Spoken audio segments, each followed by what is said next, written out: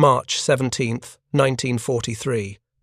400 miles west of the Azores, the Atlantic stretches cold and grey beneath a low ceiling of cloud. Lieutenant Robert Sweeney leans against the astrodome of his B-24 Liberator, scanning an ocean that looks like hammered pewter. His crew has been airborne for 7 hours, hunting something they haven't seen yet and might never see. Below them, somewhere in 11,000 feet of water, German U-boats are killing Allied merchant ships at a rate that could lose the war. If you're enjoying this deep dive into the story, hit the subscribe button and let us know in the comments from where in the world you are watching from today. Sweeney's aircraft is part of the United States Navy's VB-103 Squadron, flying out of a hastily constructed airfield in Northern Ireland. The mission brief was simple in words, impossible in practice. Find surfaced U-boats in 12,000 square miles of empty ocean and kill them before they dive. The briefing officer had shown reconnaissance photographs of U-boat wreckage from successful attacks, twisted pressure hulls, and oil slicks marking where submarines died. Then he'd shown the other photographs: merchant ships broken in half, tankers burning, destroyer escorts blown apart by acoustic torpedoes. The numbers behind those images told a story of industrial hemorrhage. In 1942, German U-boats sank 1,664 Allied ships, totaling 6.2 million tons. That's roughly 3 ships per day, every day, for 12 months. At that rate, Britain would starve before American troops could cross the Atlantic in sufficient numbers to open a second front. The merchant ships carried everything that kept Britain functioning: food, fuel, ammunition, aircraft, tanks, the material sinew of modern war. Each ship sent to the bottom represented not just lost cargo but lost industrial capacity, lost strategic flexibility, and lost time in a conflict where Germany held most of Europe and seemed capable of holding it indefinitely. The Wolfpack tactics developed by Admiral Karl Dönitz had turned submarine warfare into synchronized murder. Multiple U-boats would shadow a convoy, reporting positions by radio, then converge for night surface attacks when their low profiles made them nearly invisible. A single convoy battle could see 8 or 10 merchantmen torpedoed before escort destroyers could even locate their attackers. The Germans called it Die glückliche Zeit, the happy time, and for U-boat crews in 1942, it genuinely was. Survival rates for submariners exceeded 90%. Crews completed patrols, sank tonnage, collected medals, and returned to French bases where they were celebrated as heroes of the Reich. But by early 1943, something had shifted. U-boats were dying. Not occasionally, systematically. Between January and May 1943, Allied forces sank 43 German submarines, more than in the previous 12 months combined.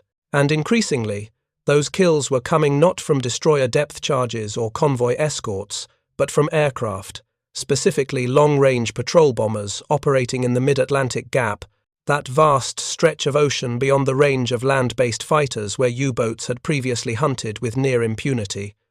The B-24 Liberator made this possible. With auxiliary fuel tanks installed in the bomb bay, a Liberator could fly patrols lasting 16 hours, covering a 2,000-mile range that finally closed the gap. Where U-boats had once surfaced freely to recharge batteries and run on diesel engines, making 20 knots toward intercept positions, they now faced the possibility of aircraft appearing without warning from cloud cover or low sun angles. The mere presence of long-range patrol aircraft forced U-boats to remain submerged, reducing their speed to 7 knots on battery power, and that tactical constraint alone shifted the Battle of the Atlantic's mathematics. A submerged U-boat couldn't catch a convoy. It could only wait and hope the convoy sailed into torpedo range. But aircraft didn't just change U-boat behavior, they were killing them, and the method involved a tactical innovation so counterintuitive that it contradicted every pilot's instinct. Robert Sweeney's Bombardier, a former physics instructor from Massachusetts named Carl Peterson, had spent the previous evening explaining it using diagrams sketched on the back of a navigation chart. The problem, Peterson said, isn't hitting where the submarine is. The problem is hitting where the submarine will be after it dives. A U-boat captain spotting an incoming aircraft has one response: dive immediately. From the moment lookouts shout a warning to the moment the conning tower slips beneath the surface takes approximately 30 seconds for a well-trained crew. That half-minute becomes the critical window. An aircraft approaching at 220 miles per hour covers nearly 2 miles in 30 seconds. The bombs falling from 1,500 feet take roughly 8 seconds to impact. And a U-boat, from the moment it begins its emergency dive, travels forward and downward along a precise geometric curve determined by its mass, ballast configuration, and the angle of its diving planes. If you aim your bombs at the swirl where the conning tower disappeared, Peterson had explained, you're dropping ordnance on where the submarine was, not where it is. By the time those bombs detonate, the U-boat's pressure hull will be 40 feet forward and 20 feet deeper than your aim point. The water will absorb most of the blast. The submarine will survive. Worse, it will learn. Its captain will note in his war diary that Allied aircraft are dropping bombs ineffectively, and that intelligence will ripple through the U-boat fleet, encouraging aggressive surface operations and reducing the deterrent value of air patrol. The solution, codified in United States Navy instructions, circulated to all Atlantic patrol squadrons in February 1943, was mathematically elegant and psychologically disturbing. Air crews were ordered to aim their bombs ahead of the diving submarine's last visible position, releasing ordnance on apparently empty ocean, trusting that physics and timing would bring steel and enemy together beneath the surface. The technical term was forward throw bombing, though crews had more colourful names for it, shooting at ghosts, drowning fish that haven't swum there yet, and Sweeney's personal favourite, faith-based maritime violence. The doctrine required precise execution. Bombardiers needed to account for the aircraft's altitude, speed, and angle of approach. They needed to estimate the submarine's speed at the moment of dive, typically 16 to 18 knots for a Type 7C running on the surface. They needed to factor in the bomb's trajectory, affected by wind speed, air density, and the specific ballistics of depth bombs versus standard ordnance.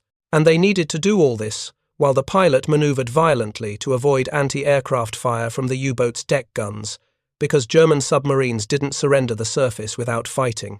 The Type 7C U-boat, the workhorse of the German submarine fleet, carried one 88mm deck gun and one 20mm anti-aircraft cannon. Crews trained to keep those weapons manned and firing until the last possible moment before diving, and an 88mm shell could kill a B-24 with a single hit to an engine or fuel tank. This created a second tactical paradox. To aim bombs accurately ahead of a diving submarine, pilots needed to maintain straight and level flight during the attack run, making themselves perfect targets for German gunners who had nothing to lose and everything to gain by damaging the attacking aircraft enough to spoil its aim. Sweeney's crew had practiced this over and over at the training range near Newfoundland, dropping concrete-filled practice bombs on floating targets that simulated submarine dimensions. They'd learned to recognize the moment a sub committed to diving, the boil of disturbed water as ballast tanks flooded, the angle of the deck as the bow pitched downward, the wake pattern changing from a straight line to a descending curve. They'd memorized the tables that correlated altitude and speed with proper release points. 1,500 feet, 220 miles per hour, target moving at 18 knots, release point 90 feet ahead of the swirl. 1,200 feet, 190 miles per hour, target at 16 knots, release point 75 feet forward.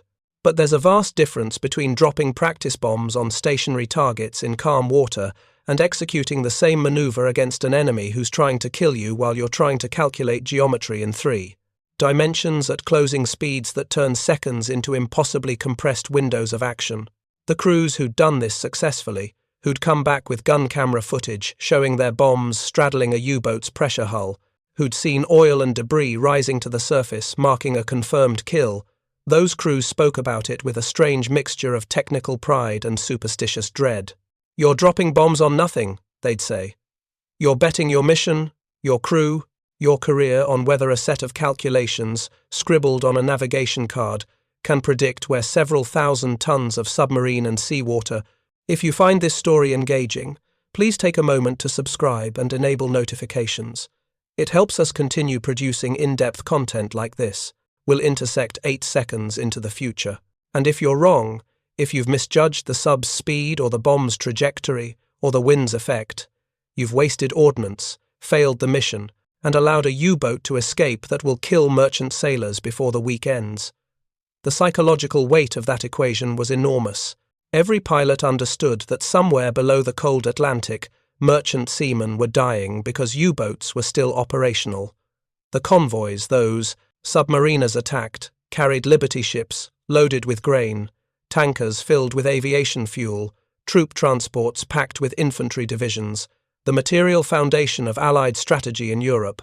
When a U-boat sank a merchant ship, it wasn't just cargo being destroyed, it was continuity being severed, strategic timelines being delayed, and human beings drowning in water so cold that survival time measured 15 minutes.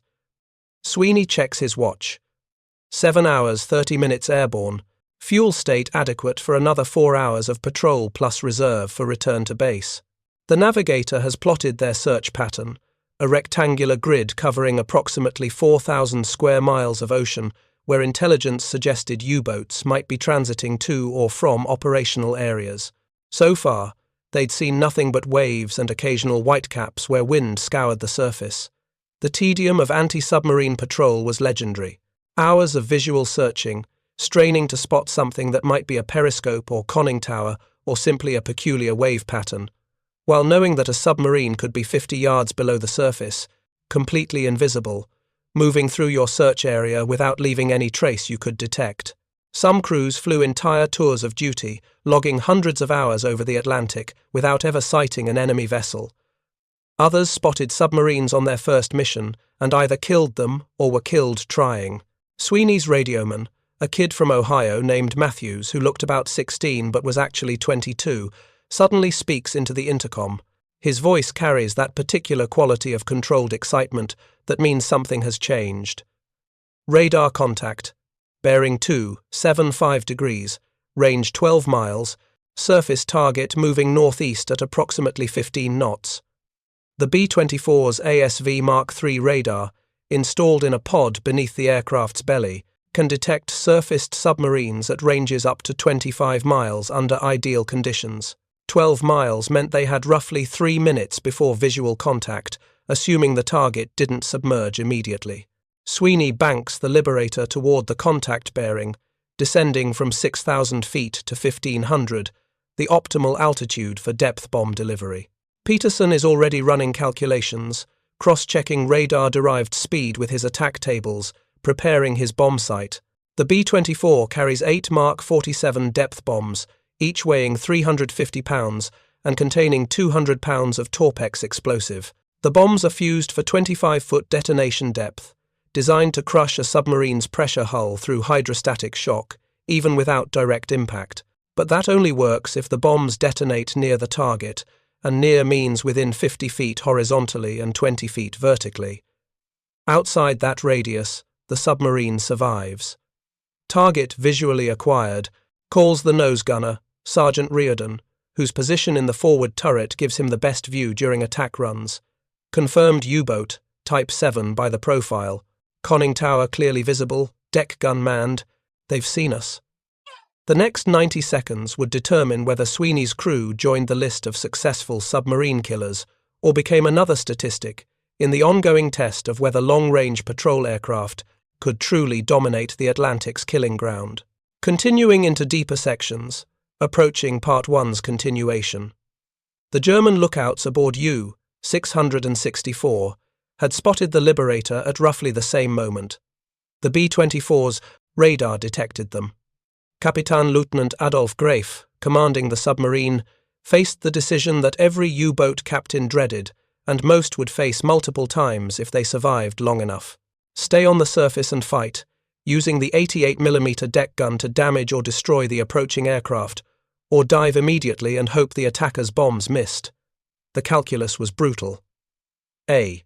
U-boat's deck gun could engage aircraft at ranges exceeding 3,000 yards. A skilled gunner might hit a B-24 at 1,500 yards, possibly causing enough damage to abort the attack or, in lucky circumstances, kill the aircraft outright. But firing meant keeping the submarine on the surface, fully exposed, while bombs fell. The 88mm might kill the aircraft, but not before that aircraft killed the submarine. Diving offered survival through invisibility. Submerged, a U-boat became nearly invulnerable to aerial attack. Depth bombs had to detonate almost directly atop the pressure hull to cause fatal damage. Water absorbed and dispersed explosive force so efficiently that misses measuring 10 yards instead of 5 feet meant the difference between catastrophic hull breach and minor rattling that scared the crew but caused no real harm. But diving took 30 seconds minimum, and during that time the submarine remained visible, its position marked by disturbed water, its trajectory predictable. Grafe chose combat, as his standing orders required. Standing orders from Befehlshaber der U-Boot, the submarine high command, stated explicitly that U-boats would fight on the surface against single-engine aircraft or lone patrol bombers, using anti-aircraft fire to drive off attackers and preserve freedom of movement. Only against multiple aircraft or in the face of overwhelming attacks would immediate diving be authorized. The doctrine reflected desperation as much as tactical analysis. By March 1943, Allied aircraft were forcing U-boats to spend so much time submerged that operational effectiveness had cratered. A submarine that couldn't surface to run on diesels, recharge batteries, and make transit speed had its combat radius cut by 2/3. BDU needed submarines that fought for the surface, even if that meant accepting higher loss rates. U-664's deck gun crew raced to their weapon, loading high explosive shells designed to burst on, proximity to aircraft, scattering shrapnel through airframes and engines. The 20mm anti-aircraft gun opened fire first, tracers arcing toward the approaching Liberator, creating what looked like a string of bright beads stitching through empty air. Inside the B-24, Sweeney felt the aircraft shudder as a 20mm round punched through the forward fuselage, the impact sounding like someone hitting the hull with a sledgehammer. Riordan's voice came over the intercom, tight but controlled. Taking fire, continuing attack run. This was the moment where theory met physics and courage met calculation. Sweeney had to hold the Liberator straight and level, maintaining exactly 220 miles per hour at exactly 1,500 feet, giving Peterson a stable bombing platform, while German gunners walked their fire toward his aircraft. Every instinct screamed to maneuver, brake left or right, climb or dive, anything to complicate the enemy's aim. But if he maneuvered, Peterson's bomb sight solution would be invalid. The carefully calculated release point, the position in space and time where bombs would intercept the diving submarine's trajectory, would shift. The bombs would miss. The submarine would escape. And somewhere in the Atlantic, merchant sailors would pay the price. Peterson's hand rested on the bomb release lever, his eye pressed to the optical sight, watching the U-boat grow larger in his field of view. The German submarine was still on the surface, still fighting, its 88mm gun tracking the B-24's approach. At this range, maybe 800 yards now, that deck gun represented mortal danger. One shell through the wing root, one hit on an engine, one lucky burst into the cockpit, and the mission ended with 10 men dying in a flaming aircraft hitting the Atlantic at terminal velocity. The U-boat's profile filled Peterson's bomb sight. He could see men moving on the deck, see the flash from the barrel as the 88mm fired, see the plume of disturbed water behind the conning tower. The submarine was still making way, still maintaining speed, not diving, not yet. But that couldn't last. Grafe would have to choose, and choose soon. Because the B-24 was now 600 yards out, closing at 300 feet per second, and the window for effective defensive fire was measured in heartbeats. Then it happened. The specific moment every submarine captain learned to recognize, and every pilot learned to anticipate. The U-boat's deck suddenly pitched, bow dropping, stern rising, disturbed water becoming a visible boil as ballast tanks flooded with controlled violence. The men on the deck gun abandoned their weapon, racing for the conning tower hatch because staying topside when a submarine dives means drowning. The 88mm gun fell silent. U-664 had committed to the dive. Peterson began his countdown, the practiced litany of numbers that synchronized bomb release with the submarine's predicted position. Target diving, bow angle steep, estimating 18 knot surface speed, attack run holding steady. His voice remained calm, clinical, the tone of a man describing an experiment, rather than life-and-death decisions, compressed into seconds. The U-boat's conning tower slipped beneath the surface. The swirl marking where it had been remained visible, disturbed water and compressed air bubbles marking the submarine's last surface position. Every visual instinct said, "Drop the bombs there, hit that swirl, because that's where the submarine is." But Peterson had memorized the attack tables, understood the physics, knew that the U-boat's momentum and dive angle carried it forward and downward along a predictable arc. By the time bombs traveled from 1,500 feet to impact, U-664 would be 85 feet ahead of that swirl and 23 feet deep, its pressure hull following a curve determined by mass, hydrodynamics, and the desperation of men trying to reach safety beneath the ocean's surface. "Bombs away," Peterson called, pulling the release lever that sent 8 depth charges tumbling from the B-24's bomb bay.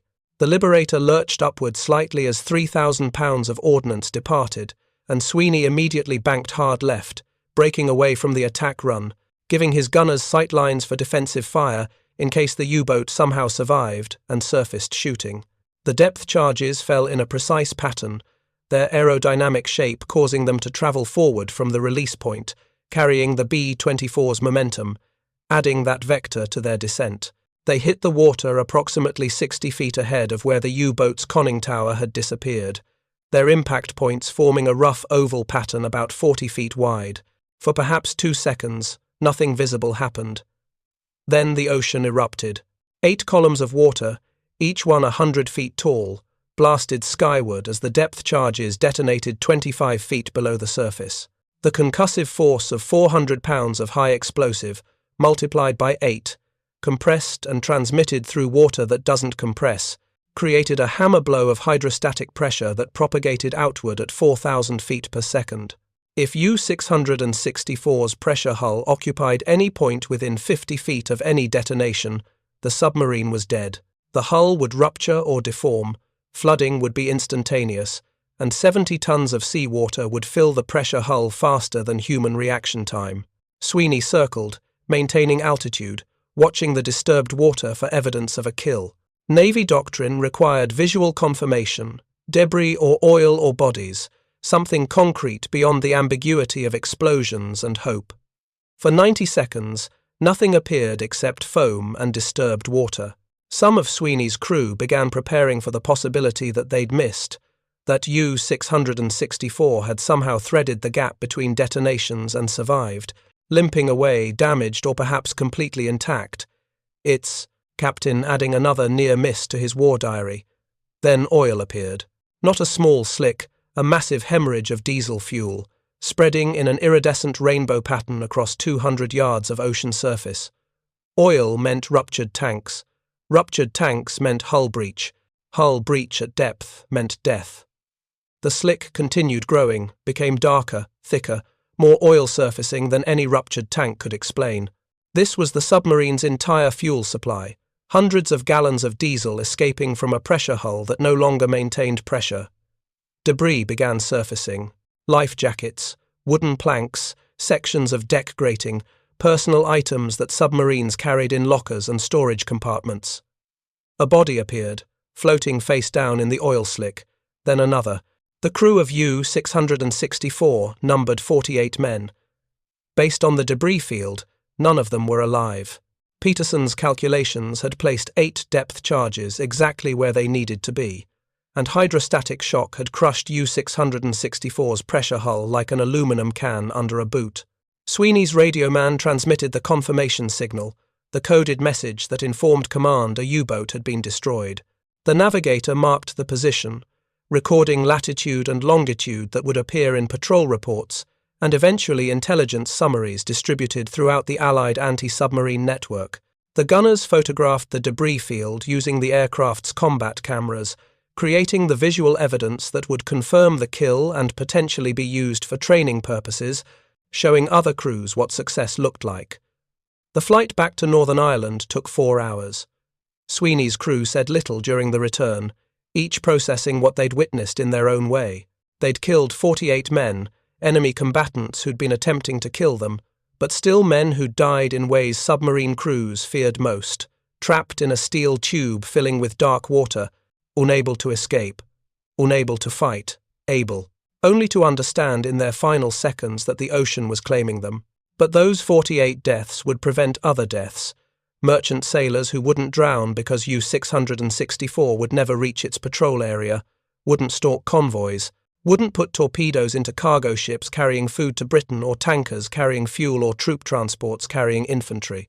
This was the mathematics of anti-submarine warfare, trading submarine crews for merchant sailors, trading today's killings for tomorrow's saved lives, a moral calculus that didn't become easier with practice, but became necessary to accept if you wanted to continue functioning.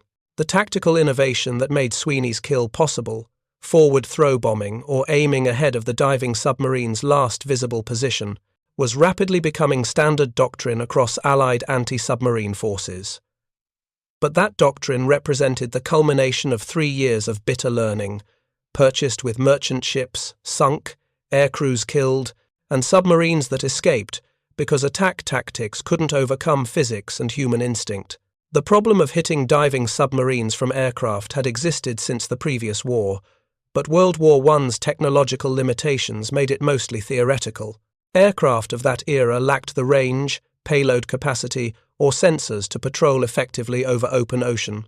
Submarines operated with relative impunity once beyond coastal waters, and the few aerial attacks that occurred used bombs designed for land targets, weapons that detonated on water impact with minimal underwater effect. The explosive force dispersed across the surface rather than propagating through the water column, and submarines survived attacks that should have destroyed them simply because the weapons were wrong for the medium. Between the wars, military theorists recognized that aircraft could potentially dominate submarines if 2 problems were solved: detection and engagement. Detection meant finding submarines in vast ocean expanses, a problem eventually addressed by radar and later by magnetic anomaly detectors that could sense the ferrous mass of a submarine's hull. Engagement meant delivering explosives that could kill submarines, which required understanding how force propagated through water and designing weapons accordingly. The British solved the weapons problem first, developing specialized anti-submarine bombs with shallow-depth fuses that detonated underwater rather than on impact. These early depth charges, adapted for aerial delivery, created hydrostatic shock waves that could rupture submarine pressure hulls. But effectiveness depended on proximity. A depth charge detonating 100 feet from a submarine might rattle the crew but cause no damage. The same charge detonating 20 feet away could implode the hull. This proximity requirement meant attack accuracy became paramount, and accuracy required solving the problem of where to aim. Early doctrine, formalized in Royal Air Force Coastal Command instructions from 1940 through 1941, emphasized hitting the submarine's last visible position. The logic seemed self-evident. That's where the submarine was when it submerged. Therefore, that's where your bombs should impact. Pilots were instructed to overfly the swirl, marking a diving submarine's position, and release bombs directly above it, creating a pattern that ideally bracketed the target. This approach failed consistently. After-action analysis from the first 2 years of the war showed that aircraft were attacking submarines regularly, hundreds of engagements, but achieving kill rates below 5%. Submarines were surviving attacks that should have destroyed them, and the reasons weren't immediately obvious. Some analysts blamed weapon reliability, suggesting that depth charges were failing to detonate or detonating at incorrect depths. Others blamed pilot accuracy, suggesting that crews were missing their aim points due to poor bombing technique. A few voices suggested the real problem was doctrine, that the aim point itself was wrong, but those voices were minority opinions contradicted by what seemed like common sense. The breakthrough came from mathematical analysis rather than operational experience. In late 1941, scientists working with British Operational Research Section began examining combat camera footage from submarine attacks, frame by frame, calculating time intervals between a submarine's dive and bomb impacts. They discovered something the pilots had been unable to see in real time. Submarines weren't stationary targets. From the moment a submarine began its crash dive to the moment it reached safe depth, Approximately 60 seconds elapsed. During that minute, the submarine continued moving forward, carried by momentum and propulsion, traveling between 250 and 400 feet, depending on surface speed. The bombs, falling from typical attack altitudes between 500 and 2,000 feet, took between 6 and 12 seconds to reach the water, then several more seconds to sink to detonation depth. By the time a bomb released over the swirl actually detonated, the submarine had moved substantially forward of that position. The mathematical model was elegant and damning. An aircraft approaching at 200 miles per hour, releasing bombs from 1,500 feet altitude over a submarine's last visible position, would see those bombs detonate approximately 80 feet behind the submarine's actual location at detonation time. Water absorbed and dispersed explosive force so efficiently that 80 feet was functionally a miss. The scientists calculated optimal aim points based on aircraft speed, altitude, bomb ballistics, and submarine dive characteristics. Their recommendation, delivered to Coastal Command in January 1942, was revolutionary and counterintuitive. Air crews should aim bombs ahead of the diving submarine's last visible position, releasing ordnance on apparently empty water, trusting mathematics to bring submarine and explosion together beneath the surface. The recommended offset distances ranged from 60 feet to 120 feet, depending on engagement parameters, distances that required bomb release while the submarine was still visible, still diving, not yet completely submerged. Coastal Command implemented the new doctrine in February 1942, distributing attack tables that correlated altitude, speed, and target motion with release points. Air crews received training using scale models and bombing ranges, practicing the deeply unnatural act of aiming ahead of their target. The psychological resistance was substantial. Every pilot's instinct said, "Hit what you can see," yet doctrine now demanded releasing bombs on empty ocean while trusting that invisible calculations would produce visible results. The effectiveness data proved the doctrine within weeks. Submarine kill rates from aerial attack jumped from below 5% to above 20% between February and May 1942. Aircraft that had been dropping hundreds of depth charges for minimal results were suddenly sinking submarines with single attacks. The difference wasn't courage or determination or better weapons. It was aim point, striking where the target would be rather than where it had been.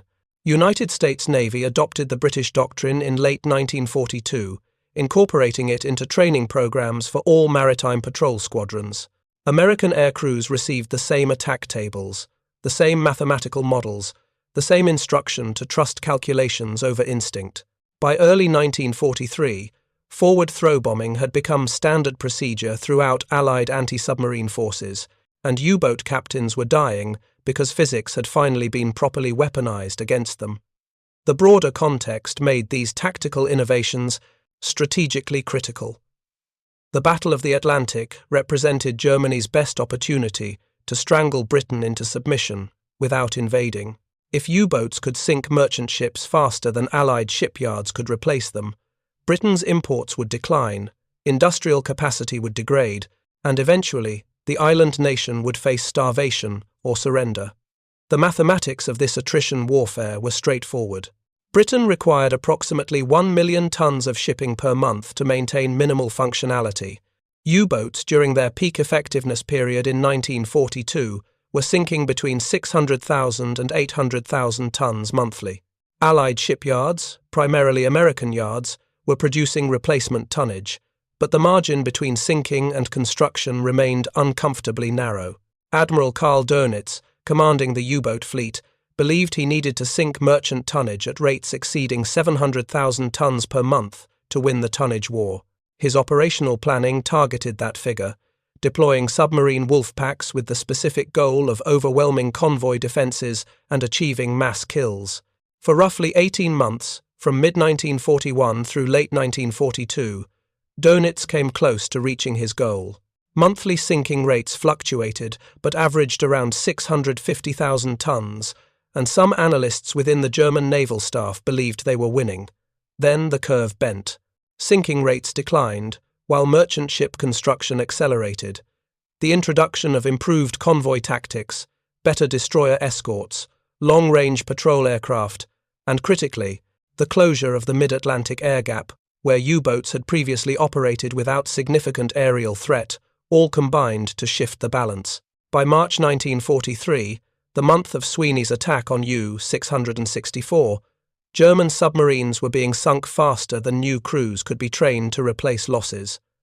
The desperate tactical advantage was inverting. Long-range patrol aircraft, primarily American B-24 Liberators and British Coastal Command bombers, equipped with extended fuel tanks, finally provided continuous air coverage across the entire Atlantic convoy routes. The mid-Atlantic gap, that 600-mile stretch of ocean beyond the range of Iceland-based or Newfoundland-based aircraft, had been the U-boat's sanctuary.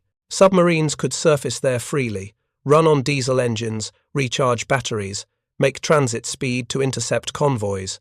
The gap's closure in early 1943 forced U-boats to remain submerged for extended periods, drastically reducing their operational effectiveness.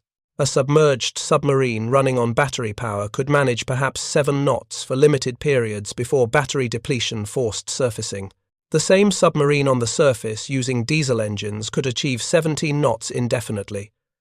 This speed differential determined whether a U-boat could intercept a convoy or watch it sail past beyond torpedo range. Aircraft presence forced submarines underwater, and submarines underwater were operationally crippled even if they weren't destroyed. The statistical evidence of aircraft effectiveness accumulated rapidly. Between January and May 1943, Allied aircraft sank or damaged 109 German submarines. Many of those kills involved forward throw bombing, with aircrews releasing depth charges ahead of diving submarines using the mathematically derived aim points that British and American operational research had calculated. U-boat survival rates plummeted. In 1942, approximately 92% of U-boat crewmen survived their first patrol.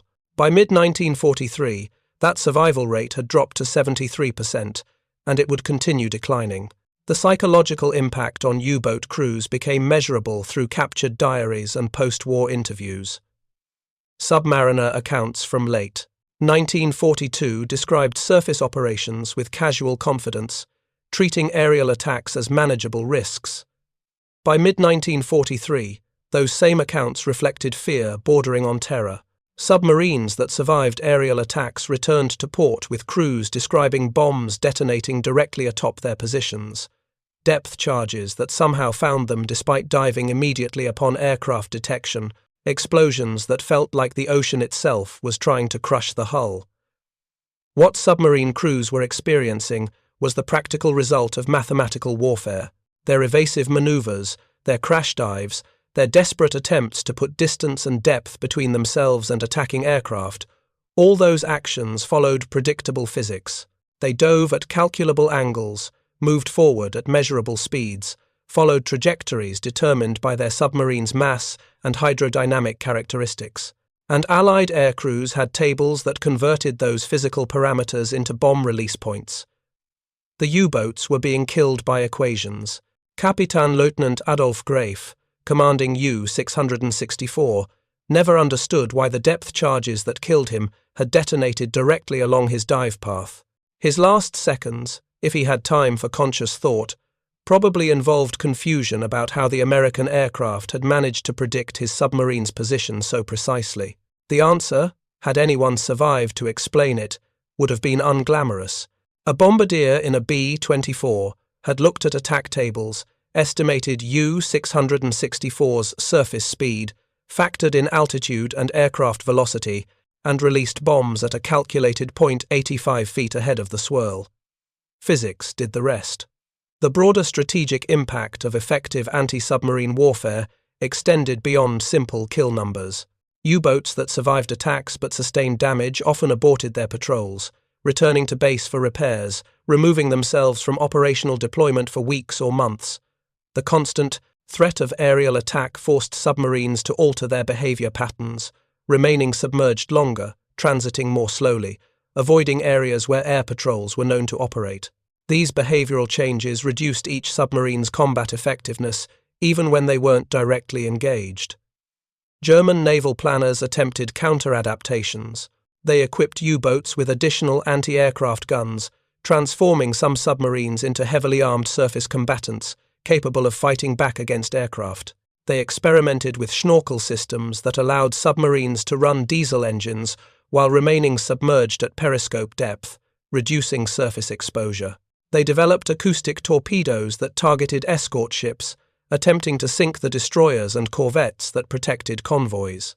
None of these adaptations reversed the fundamental shift that occurred in early 1943.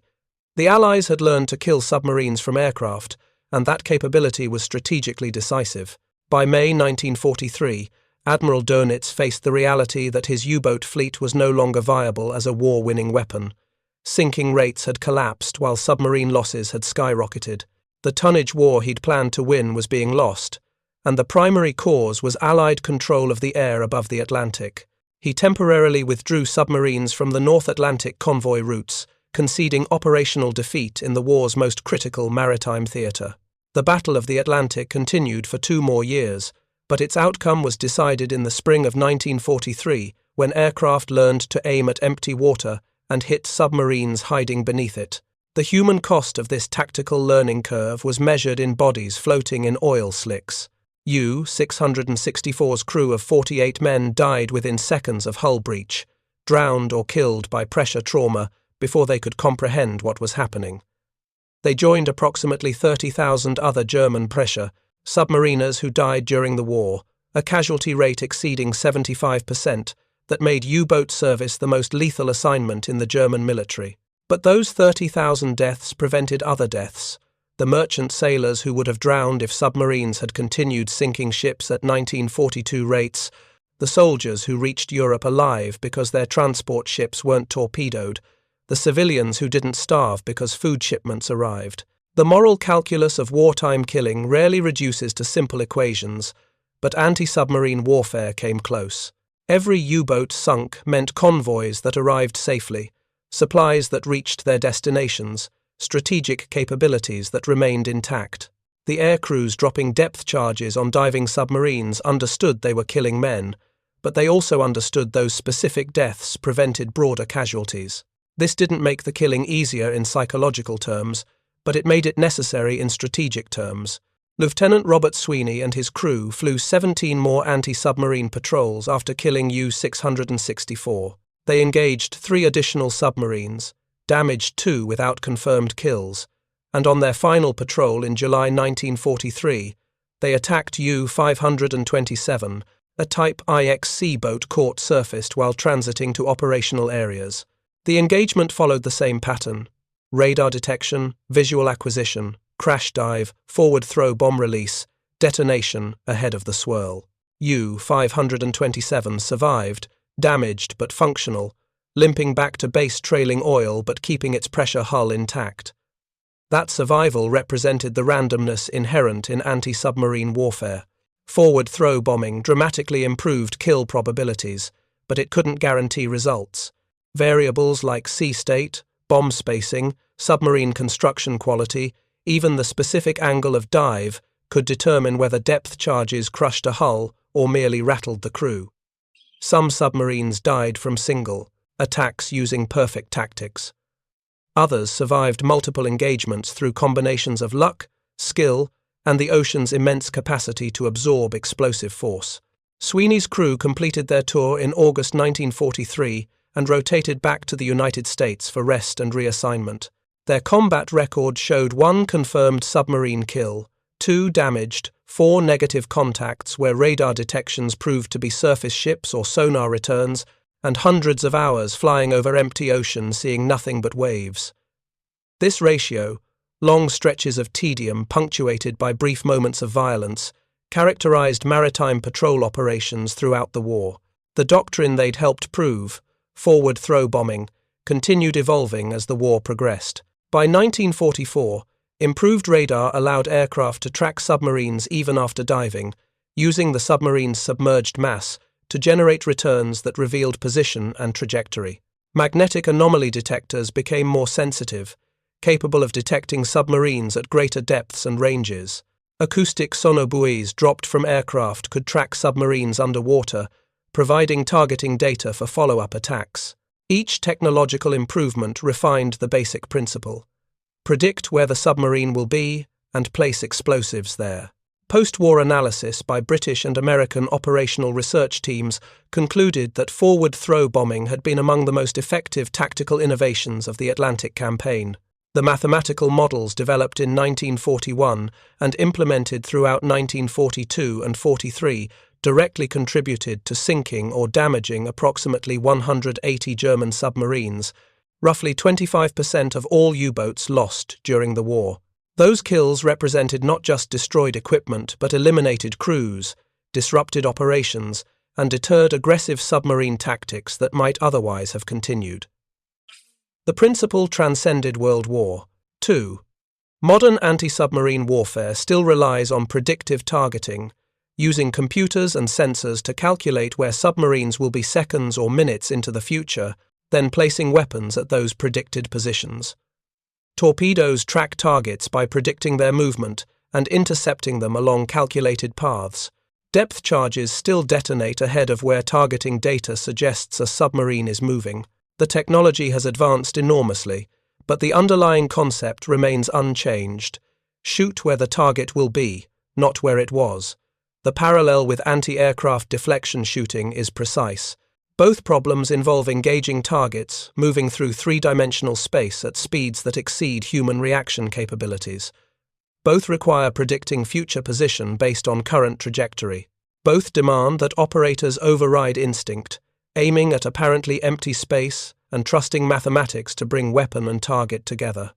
The gunners shooting at Stukas learned to fire ahead of the diving aircraft. The air crews attacking U-boats learned to drop bombs ahead of the diving submarine. Different medium, identical principle, same requirement to trust numbers over eyes. There's a philosophical dimension to this kind of warfare that extends beyond tactics and technology. Combat traditionally involves direct engagement, seeing your enemy and striking them. Forward throw bombing inverted that relationship. Air crews were trained to aim at nothing visible, to release weapons when their target had disappeared beneath the ocean's surface, to trust that calculations performed by scientists in laboratories would prove accurate enough to kill men they'd never see die. This required a different kind of courage than charging machine gun nests or dogfighting enemy fighters. It required faith in systems, discipline in execution, and acceptance that results might never be visually confirmed. The debris field from U-664 provided that rare confirmation for Sweeney's crew, allowing them to see direct evidence that their attack had succeeded. Most submarine attacks ended ambiguously, with oil slicks that might indicate damage or might indicate dumped fuel, with sonar contacts that faded, suggesting a submarine had gone deep or suggesting the contact was never a submarine at all. Air crews filed reports claiming probable damage or possible kills, language that reflected uncertainty inherent in fighting an enemy who disappeared beneath opaque water.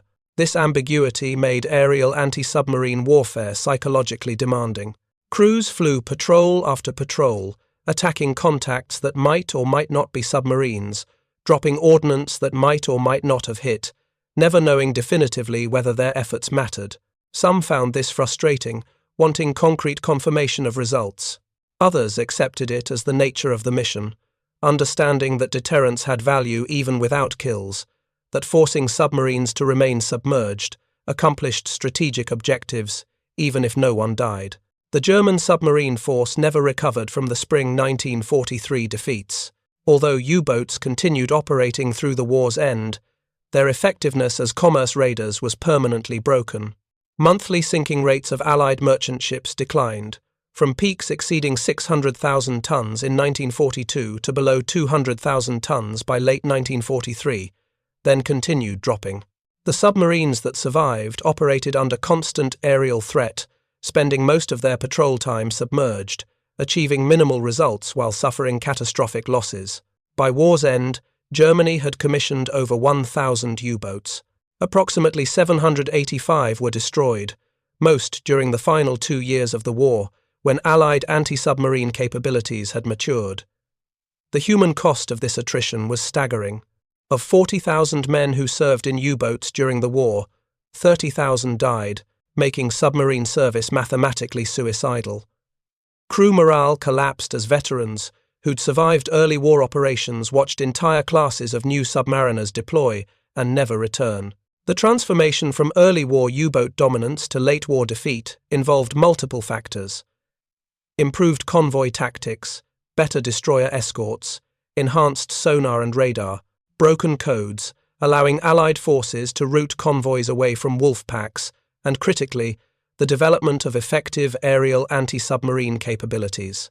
Within that broader transformation, forward throw bombing represented a crucial tactical breakthrough, the moment when aircraft learned to kill submarines reliably rather than merely detecting and harassing them.